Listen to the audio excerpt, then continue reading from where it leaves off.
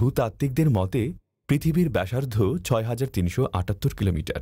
পৃথিবীর সর্ববহিস্থ স্তর ঠান্ডা, কিন্তু অন্তঃস্থ স্তর অত্যন্ত গরম এবং গলিত অবস্থায় আছে, যেখানে প্রাণীর কোনো সম্ভাবনা নেই। এবং পৃথিবীর সবচেয়ে বাইরের স্তর, যেখানে আমাদের বসতি, তুলনামূলকভাবে খুবই পাতলা।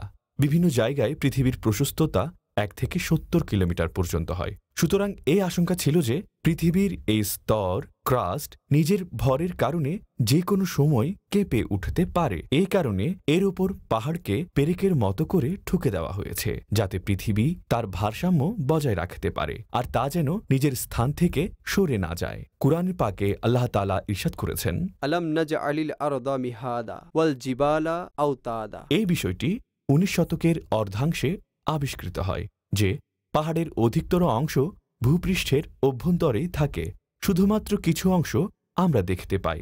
ঠিক যেন এমন ভূপৃষ্ঠে ঠুকে দেওয়া পেরেকের বেশিরভাগ অংশই আমাদের থেকে অদৃশ্য থাকে, যেমনিভাবে হিমশৈলের উপরিভাগ আমরা দেখতে পাই, যার ৯০% অংশ পানির ভেতরেই থাকে। ভূতত্ত্ববিদদের মতে পাহাড় টেকটনিক প্লেটের প্রান্তে পাওয়া যায়। এটা পৃথিবীর দৃশ্যমান অংশকে জমাটবদ্ধ ও সুস্থির করতে সাহায্য করে। এর কারণ হচ্ছে যে এটা ভূপৃষ্ঠের অনেক গভীরে প্রথিত থাকে আর এর শক্তিশালী ভিত্তি থাকে।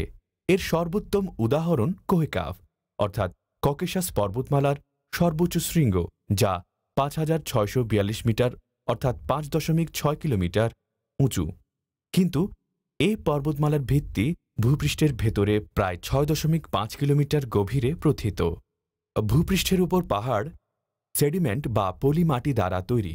সামুদ্রিক পাহাড় ভলকানিক রক বা আগ্নেয়গিরির পাথর দ্বারা তৈরি। ভূমির পাহাড় ভূপৃষ্ঠের পাহাড় কম্প্রেশনাল ফোর্স বা সংকোচক শক্তির মাধ্যমে গঠিত হয়। অন্যদিকে সামুদ্রিক পাহাড় এক্সটেনশনাল ফোর্স বা প্রসারক শক্তির মাধ্যমে গঠিত হয়।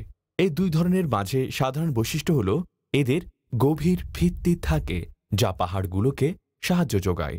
ভূমির পাহাড়ে হালকা পাথর পাহাড়ের নিম্নাংশে শিকড়ের মতো সর্বশক্তি সহকারে পুঞ্জীভূত হয়। সামুদ্রিক পাহাড়েও এমনটা হতে দেখা যায়, কিন্তু এর সাথে একটি বিশেষ পার্থক্য হল এটা উত্তপ্ত থাকে। এর জন্য লাভা ছড়িয়ে পড়ে আর পাহাড়কে সহায়তা করার কাজ করে। এইসব ভিত্তি বা শিকড়ের সাহায্য করার প্রক্রিয়া মুসলমান বিজ্ঞানী আর্শমিদাসের সূত্র অনুযায়ী হয়ে থাকে। দুনিয়াতে পাহাড়ের দীর্ঘতম সারি আমেরিকায় অবস্থিত। এর নাম অ্যান্ডিজ মাউন্টেন্স।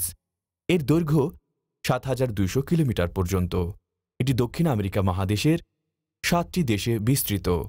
এর গড় প্রশস্ততা ৩০০ কিলোমিটার। বলিভিয়ার দিকে এর প্রশস্ততা ৬০০ কিলোমিটার পর্যন্ত পাওয়া যায়।